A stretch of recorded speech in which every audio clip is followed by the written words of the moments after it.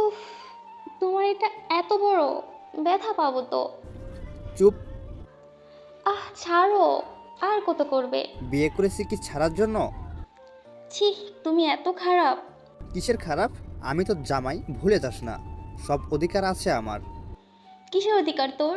সবসময় আমার শরীরটাকে চেয়ে এসেছিস, আমাকে কখনো চেয়েছিস? আমি কি চাই আমার কোনো আবদার পূরণ করেছিস? মুখে মুখে কথা বললে বাপের বাড়িতে পাঠিয়ে দেব, বলে দিলাম। তুই আর আমাকে বাপের বাড়ি পাঠাতে হবে না। আমি আজই তোর সংসার ছেড়ে চলে যাব।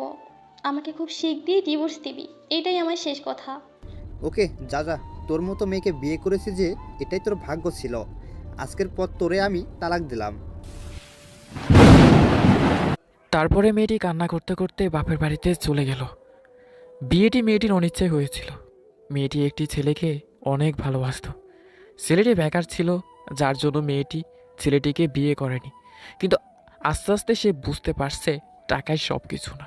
বেঁচে থাকতে হলে, সারা জীবন ভালো থাকতে হলে একজন ভালো মানুষের খুবই প্রয়োজন। কিন্তু এখন খুবই দেরি হয়ে গেছে।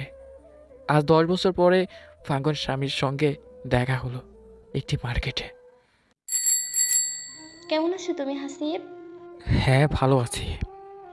এই মার্কেটে চাকরি করো বুঝি, নাকি মার্কেট করতে এসেছো? না, এমনি ঘুরতে এসেছি। তো তুমি? আমি কিছু কেনাকাটার জন্যই এসেছি। অনেক ভালো লাগলো তোমার সঙ্গে দেখা হয়ে। আমারও। তোমার বউ বাচ্চা কেমন আছে? বিয়ে করেনি তুমি চলে যাওয়ার পরে।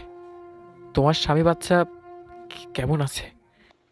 আলহামদুলিল্লাহ ভালো আছি, কিন্তু বিয়ে করো নাই কেন জানতে পারি? ইচ্ছে হয়নি, এই জন্য। ওহ আচ্ছা, তোমার কিন্তু বিয়ে করা দরকার অবশ্যই। তোমাকে ভাবতে হবে না এই সম্পর্কে। যদি কখনো কাউকে দরকার হয় তখন দেখা যাবে। শোনো, নিজের যত্ন নিও। দরকার কি বলো? না মানে, ভালো দেখা যাবে। এখন কেমন দেখা যাচ্ছে তাই বললাম। যার জন্য যত নিতাম সে 10 বছর আগেই ছেড়ে গিয়েছে। তা এখন আমার আমার আর ইচ্ছে হয় না। আমার কিছু করার ছিল না। তোমার এতটাই অবস্থা খারাপ ছিল যে যার কারণে বাবা ডিভোর্স দিয়ে অন্যখানে বিয়ে দিয়ে দিয়েছে। এক হাতে কখনো তালি বাজে না রে। ইচ্ছে তোমারও ছিল। বাদ দাও না এসব কথা। হ্যাঁ, বাদ দিলাম। ভালো থাকিও। দোষটা আমারই ছিল, তোমাকে ছেড়ে যাওয়া। আচ্ছা বলো তো, টাকা বড় না সম্মান বড়? অবশ্যই সম্মান বড়। তোমার ধারণা ভুল। সম্মানটাই বড়, কিন্তু তার মাঝে টাকার কাছে সবই হেরে যায়। টাকা থাকলে কেউ কাউকে সম্মানও দেয় না। ও, হ্যাঁ, ভালো থাকিও। আল্লাহ হাফেজ। হুম।